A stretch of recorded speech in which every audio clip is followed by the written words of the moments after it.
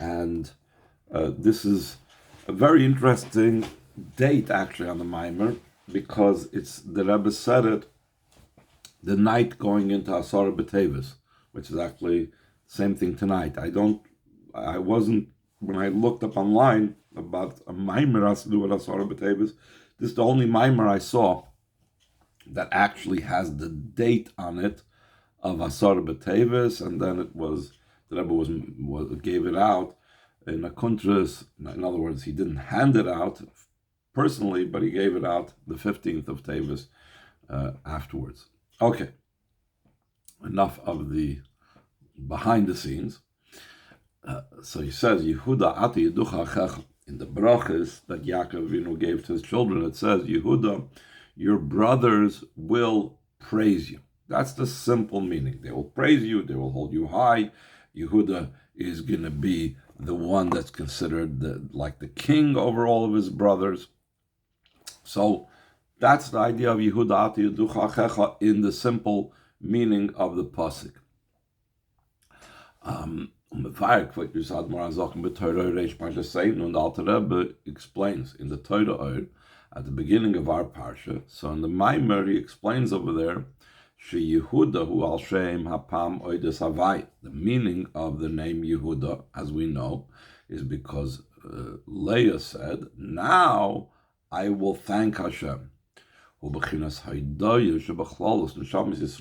represents what Yehuda is about, represents the praise and thanks and bittul that's generally found amongst the Yid. Now, so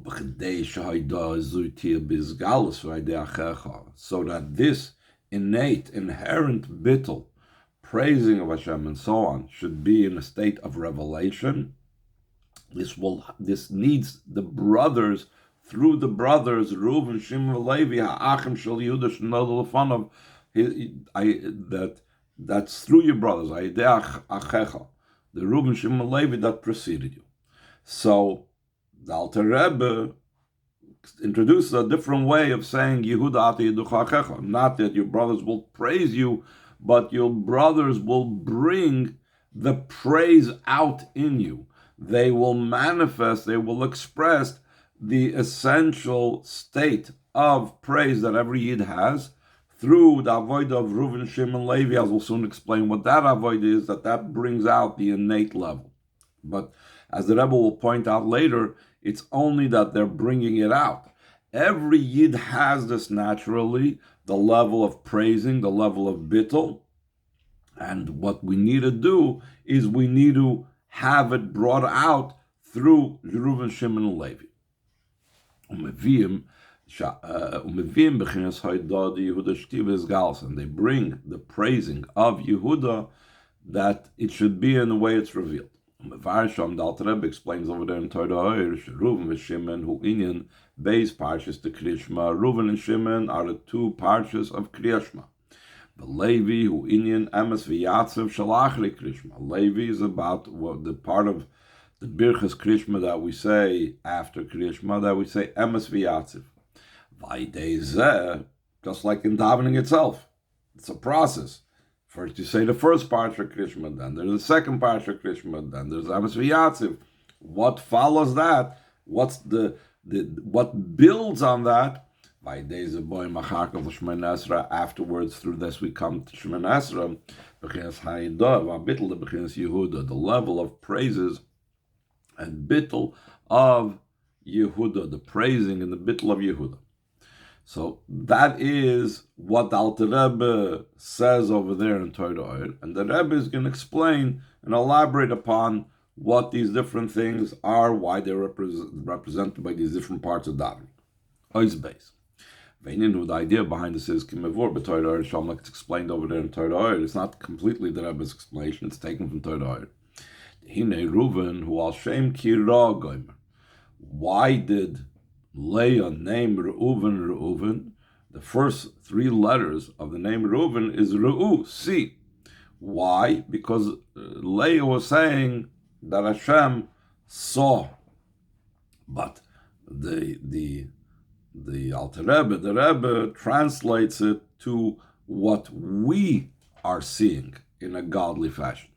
Shimon, in a similar vein, why did Leah call Shimon al Shem Kishama? Because Hashem heard.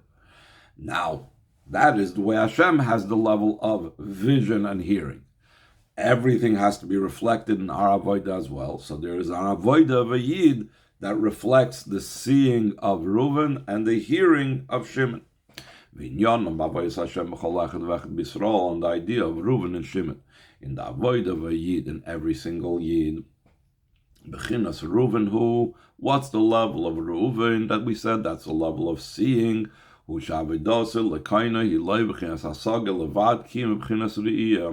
His service to his master, to his maker, to Hashem, is not just based on his comprehension of Hashem and his understanding, but rather it's in a way of vision, that he sees Hashem.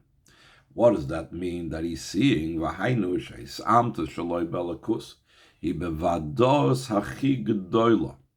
His verification, his acceptance and relationship with godliness is in the most assured and verified way. Similar to a person that sees something, when a person sees something, it's impossible that he should have any type of doubt about it, because it's something that's seen.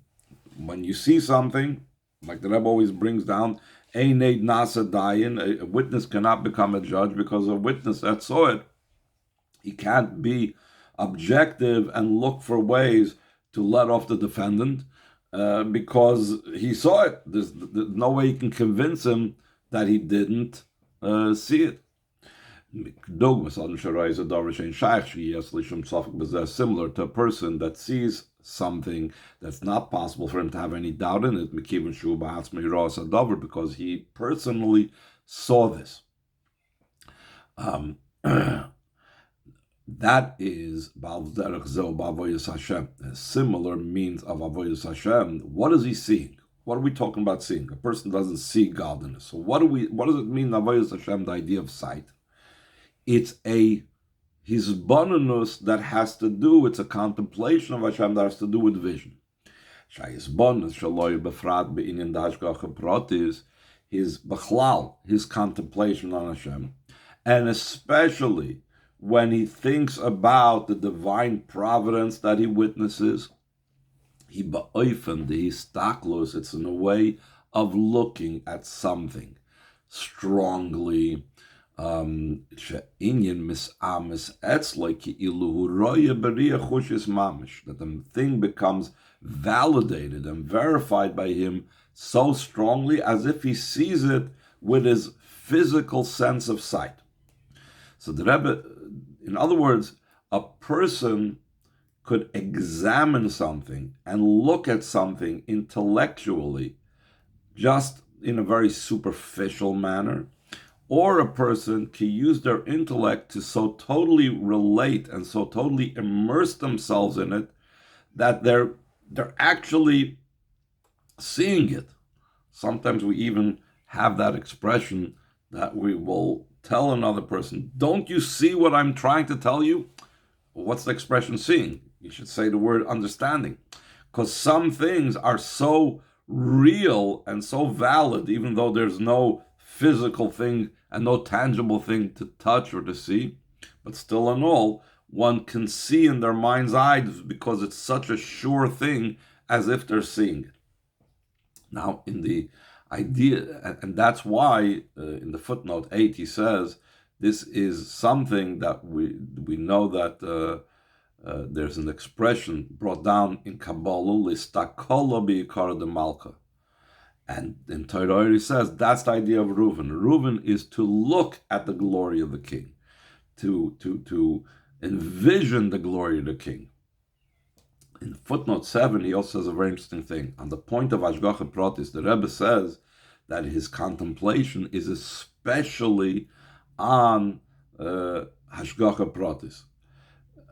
So the Rebbe says, when it comes to Hashgacha Pratis, when it comes to understanding divine providence, that is something that's even more applicable to vision, because you can actually see the results, you could actually see Hashem moving the world in such ways that it's such divine providence. This happened this way, it could have happened this other way. You're seeing Hashem in the actual physical events. So when you're talking about, there's many different types of Hisbonenus, and there's all those types of Hisbonenus a person could do in a way of Re'iyah, in a way of seeing, and yet in the Hisbonenus that is based on Hashgacha Pratis, on examining Hashem's divine providence in the world, the type of seeing is even more, if you will, susceptible to or available to the concept of seeing, because we're talking about seeing with our physical sense the events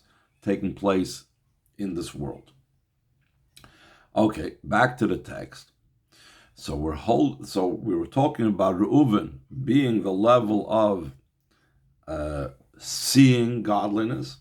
So in the first paragraph of Ois Beis, we're holding 3 lines from the end of the paragraph. From this vision, that he has such a strong validation of what he's seeing, he comes to a level of a love of Hashem. Like it says concerning the calling of Reuven's name, that what did Leah say? Kira, I remember, because Hashem saw my affliction, and then Ki ato Yevani, now he will love me. So again, over there we're talking about Leah saying about Hashem seeing, Yaakov will love, but the fact that the Torah makes a juxtaposition of seeing and love, that means in Avodas Hashem is the level of the sight and envisioning and being able to see. That is something that brings to love of Hashem.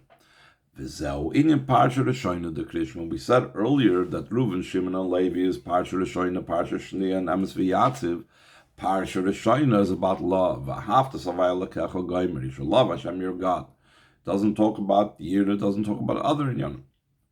So therefore, it's the idea of Re'iyah, it's the level of Reuven, because Re'iyah brings to love. Shimon, and the level, he doesn't really explain that it's necessarily the idea of love and so on, but he says this type of contemplation will lead to love, so therefore it has to do with the first parsha. Shimon, the second level, Al Shem Ki Shama, that we said before. Shimon was called because Hashem heard, which avoided Shaloi, so too in our Shimon, in our personal Shimon, it's the avoida is b'bchinas shmiya v'asag levad v'lo b'chinas re'iyah. It's in a level of just hearing and comprehension, and not in a level of sight. How come? Mikiven she'oz hu adayin b'bchinas reichuk, because since he's in a state of distance, that's the idea of hearing. You're hearing about something. Dugmas Adam, top of the next page, Hashemeh is a davar shemasaprim, like that hears about something that's being related to him, something that's being told to him. Aval hu atzmai loyra, but he himself does not see it. So because it's a level of hearing about it, l'chein etzloi ha'avoida b'kava yira, the avoida by him doesn't express itself in a way of love, it expresses itself in a way of awe and fear. Part of the explanation, perhaps, is that we know that the difference that love engenders and fear engenders. Love causes a drawing closer of the two people that love each other. Fear causes distance. So Chassidus a lot of times will flip it on opposite as well, that the result of distance is that you can only have a fear of Hashem. Or that's more likely, if you will. And the result of closeness, which vision is something up close, not like hearing, which is from afar, that results in a close relationship, which is a relationship of love. What does it have to do with the second parsha of Krishma? Inyan parsha Shnia de Krishma. It's the second parsha of Krishma. First of all, it begins off with the idea of Shmiya, Shimon, V'hoyim Shemaya Tishmu. It'll be when you will listen. And what is the continuation over there? It says, Isham lochem pen yifta. You should be careful in case you are convinced to do and something that is inappropriate, and this will happen, which is, in other words, ideas of placing the fear of Hashem into the person. Since the idea of godliness is by this person in a way of just hearing, like he began in the beginning of it, im shemaya tishmu. Therefore, his avodah has to be in the line of awe, because it's at a distance. You shall guard yourself. Perhaps, maybe even one could say as follows. It's not that if a person hears and has a level of shmiyah, they can come to a love of Hashem. And it's not that if a person has vision, it's not possible for him to have the awe of Hashem. But rather, what is mandated and necessary, at least as a beginning. So in other words, someone that godliness is far away from him, he hears about Hashem, it's in a way of Shmiyah, he doesn't have a warm, close relationship, so he needs to have that basic Kabbalah soil of Perek Mamalef and Tanya. You need to know who's boss. Hashem is looking over you, etc., etc. The king is watching what we're doing. You cannot rely that you'll be doing the Torah mitzvahs out of love. You might not reach that love. So you need to go to the first level of Re'iyah. Perhaps.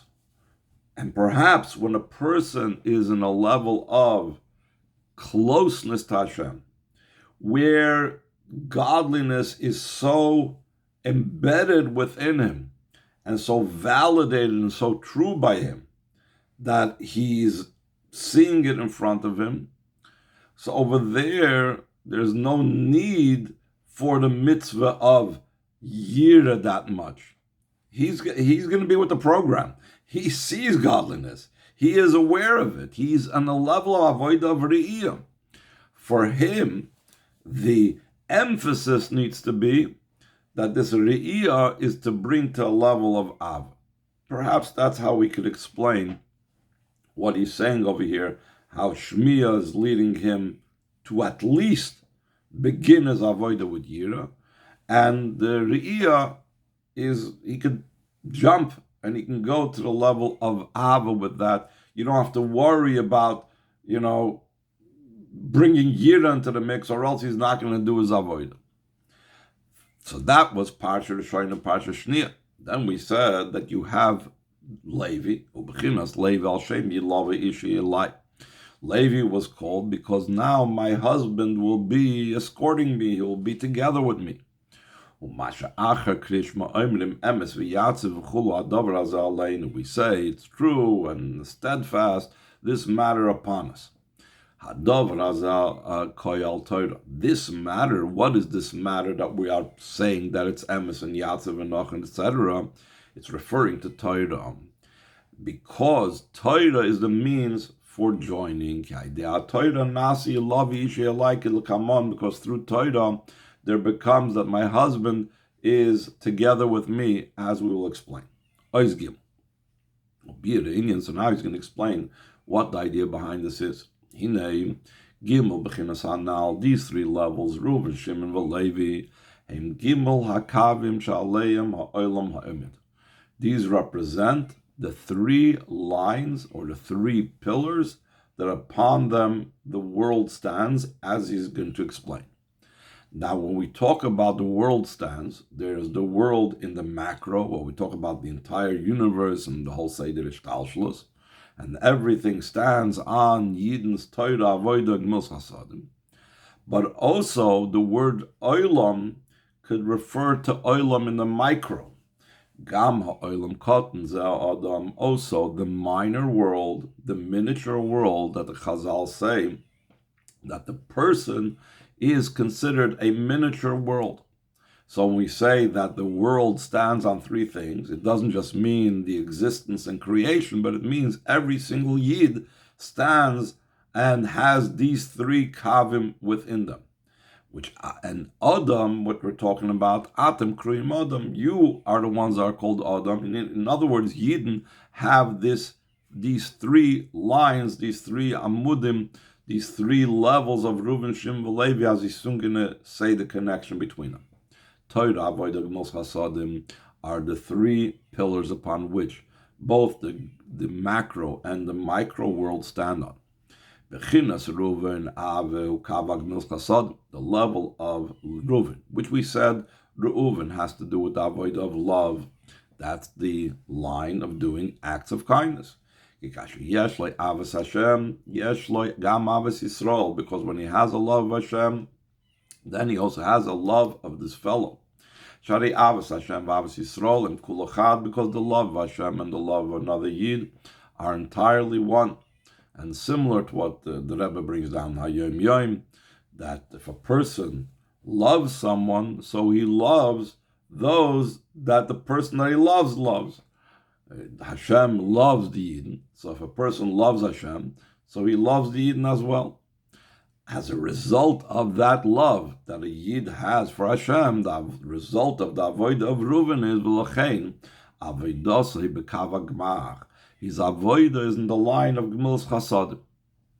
Ki ava, he sibas hachesed u'pnimiusa, because love is the cause of kindness and its inner part, and its inner being, its inner life. In other words, there is two terms that we use often interchangeably. We talk about chesed and ava and chesed. But technically, literally, these are two separate things. Chesed is actual kindness that a person performs. Ava, love, is the emotion. And the emotion is the pnimius of the chesed. What drives kindness? Because of the love.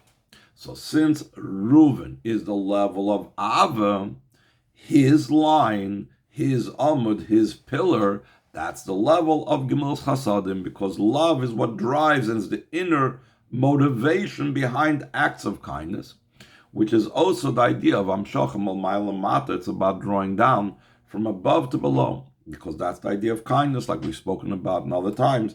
Kindness, you're going from your place, what you have, Beruchnis, Begashmis, and you're being mashpia below to someone who doesn't have.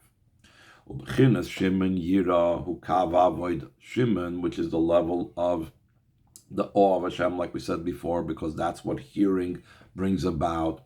That's the line of avoida. What is avoida referring to? Inyan hatfilah, the idea of davening. Davening is in kava smoil, is in the left line, because davening is what's called, as he's soon going to say after the brackets, halah milmata lamayla. That's likened to fire. That's a level of gvura. So therefore, it's the idea of going up from below to on top. Betfila gufahu in parsha shnei the krishma kanal, in davening itself, even though the entire davening is a level of kava smoil, but specifically, it's like we said before, it's the second parsha of Krishma, and that all is the idea of Shimon, the level of avoida, davening, halom el mata l'mayla, the raising from below to above. Ubchinas Levi, al shem yelavi ishi elayu kava Torah, the Levi, which is because my husband will be together with me, is the line of Torah, because Raisi Yisrael v'kuchabrichu kulachad. Torah causes the joining between Hashem and Torah, between Hashem and Yidden. Zeu inyan yelavi ishi elai. That's what it means that my husband, Klal Yisrael's husband, which Hashem, is escorting and together with us. Through the Torah, there becomes a joining with my husband, the Yidden's husband, which is Hashem. And the joining is to such a degree, till the Yidden and Hashem are entirely one. V'zel Masha Bechinas Levi Hu in Emes V'Yatziv Chulu Adavar Hazeh Shekoi Kanal HaTorah. That's what it means, that Levi is the idea of Emes V'Yatziv, this matter, that's referring to Torah, because Levi is the idea of Torah that joins the Yidden and Hashem together. And tomorrow we'll talk about how these three avodas, Reuven, Shimon, and Levi, Torah, level of Gimel Chasadim, Avodah, and Torah, lead to, and the same thing, first parsha, second parsha of Krishma, and Emes V'Yatziv, lead to Yehuda, the level of Hoidah, the level of Bittul, the level of Shemoneh Esrei.